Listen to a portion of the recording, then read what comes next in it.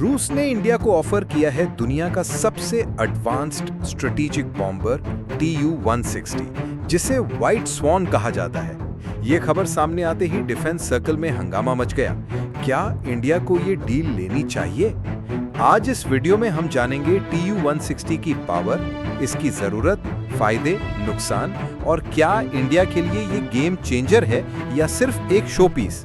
Video को आखिरी तक जरूर देखिए, क्योंकि आखिर में मैं आपसे एक सवाल पूछने वाला हूँ। सबसे पहले बात करते हैं Tu-160 की। ये दुनिया का सबसे बड़ा और सबसे तेज सुपरसोनिक स्ट्रेटेजिक बॉम्बर है। इसकी खासियतें सुनिए। रेंज 12,000 किलोमीटर से ज्यादा, स्पीड मैक 2 यानी 2200 किलोमीटर प्रति घंटे से ज्यादा, पेलोड 40 टन हथियार जिनमें न्यूक्लियर और क्रूज मिसाइल शामिल हैं।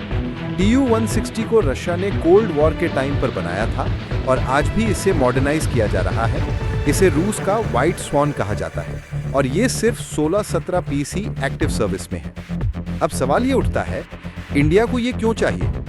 इंडिया के पास न्यूक्लियर ट्रायड है, यानी land based missiles, submarine launched missiles और एयर डिलीवर्ड वेपन्स।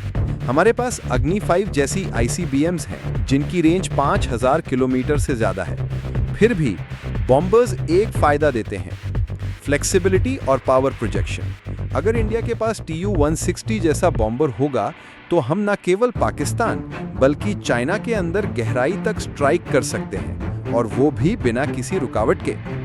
तो क्या फायदे होंगे? Long range strike capability. Tu-160 India को 12,000 किलोमीटर तक हिट करने की पावर देगा। न्यूक्लियर डेटरेंस, चीन और पाकिस्तान के खिलाफ इंडिया की पोजीशन और स्ट्रांग होगी। Prestige and power projection, America और रूस जैसे देशों के पास ही ऐसे बॉम्बर्स हैं। अगर इंडिया के पास होगा तो हमें एक सुपर पावर टैग मिलेगा। ब्रह्मोस इंटीग्रेशन का प्लान, अगर इंडिया इसमें ब्रह्मोस फिट करता है तो ये दुनिया का सबसे खतरनाक प्लेटफॉर्म बन सकता है। लेकिन हर चीज के दो पहलू होते हैं। नुकसान सुनिए। कॉस्ट, एक Tu-160 की कीमत $200 मिलियन से ज्यादा है। अगर 6 बॉम्बर्स लेते हैं तो ये 10 से 12 बिलियन डॉलर तक का प्रोजेक्ट होगा। मेंटेनेंस और इंफ्रास्ट्रक्चर, ऐसे प्लेन्स के लिए special airbase, training, fuel support चाहिए। जियोपॉलिटिकल रिस्क, रूस से ये डील करने पर अमेरिका नाराज हो सकता है और कैटसा जैसी सैंक्शंस लग सकती हैं। मॉडर्न वॉरफेयर में बॉम्बर्स की रोल, आजकल हाइपरसोनिक मिसाइल्स और ड्रोन वॉरफेयर का जमाना है। ऐसे में बॉम्बर्स कितने काम आएंगे? तो अगर हम इतने पैसे बॉम्बर्स पर खर्च करें तो क्या इससे बेटर ऑप्शन नहीं है? अग्नि मिसाइल्स पहले से हमारे पास हैं, कम कीमत और ज्यादा भरोसेमंद। राफेल और Su-30 MKI, हमारे पास एयर सुपीरियॉरिटी फाइटर्स हैं।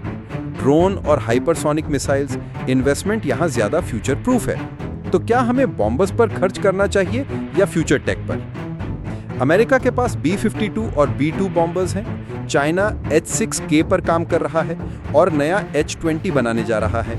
रूस के पास Tu-160 और Tu-95 हैं। तो अगर इंडिया ये बॉम्बर्स लेता है तो हम इस क्लब में एंटर कर जाएंगे। लेकिन याद रखिए, इन देशों के पास बहुत बड़ा बजट और रिसोर्स है। क्या इंडिया के पास उतना पैसा और रिसोर्स है? तो मेरा ओपिनियन, अभी के टाइम पर इंडिया को Tu-160 जैसी मशीनें ज्यादा प्रेस्टीज प्रोजेक्ट लगती हैं, जरूरी नहीं। फ्यूचर के हिसाब से हाइपरसोनिक मिसाइल्स, ड्रोन्स और नेवल पावर पर ध्यान देना ज्यादा सही रहेगा। लेकिन फिर भी ये डिस्कशन मजेदार है। आप क्या सोचते हैं? कमेंट में बताइए। Tu-160 इंडिया के लिए गेम चेंजर है या व्हाइट एलिफेंट? और डिफेंस और जियोपॉलिटिक्स पर ऐसे ही डीप डाइव्स के लिए चैनल को सब्सक्राइब करना मत भूलिए।